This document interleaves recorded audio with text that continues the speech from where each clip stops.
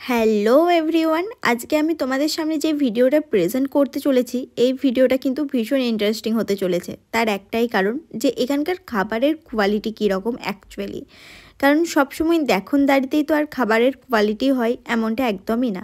তাই তোমাদেরকে আমি সব কিছু জানাবো, তার আগে এখানের অ্যাম্বিয়েন্সটা নিয়ে একটু বলি। এখানের অ্যাম্বিয়েন্স কিন্তু ভীষণ সুন্দর, আমার তো পার্সোনালি এখানকার অ্যাম্বিয়েন্সটা খুব সফি লেগেছে। আর এখানকার নামটাও কিন্তু একদম ইউনিক, ফ্যাট টাইগার। নামের সাথে সাথে কিন্তু এখানকার রেস্টুরেন্টটা বেশ ভালো, পরিষ্কার পরিচ্ছন্ন, সব কিছুই ঠিক আছে।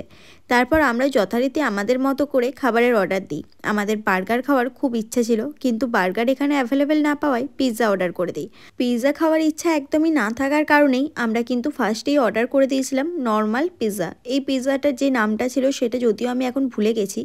আর এখানে আমরা অর্ডার করেছিলাম চিকেনের একটা আইটেম, যেটা চিকেন কর্ন বা এরকম কিছু একটা নাম ছিল, এখন আর মনে নেই। তবে দাম অনুযায়ী কিন্তু এরা যেই কোয়ান্টিটির আমাদেরকে খাবার দিয়েছে সেটা আমার কাছে একটু বেশি এক্সপেন্সিভ লেগেছে। ইভেন আমি তো ভেবেছিলাম পিৎজাটা এতটা দাম নিচ্ছে মানে হয়তো আশা করি খেতে ভালো হবে।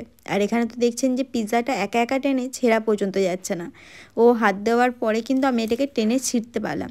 আর ছেঁড়ার সময় একটা জিনিস লক্ষ্য করেছেন যে চিজ ঠিক কতটা পরিমাণে কম আছে।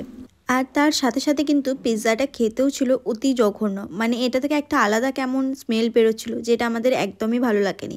ইভেন আমরা জাস্ট এই একটাই পিস খেয়েছি, এছাড়া আমরা আর কোনো রকম কোনো পিসও খাইনি।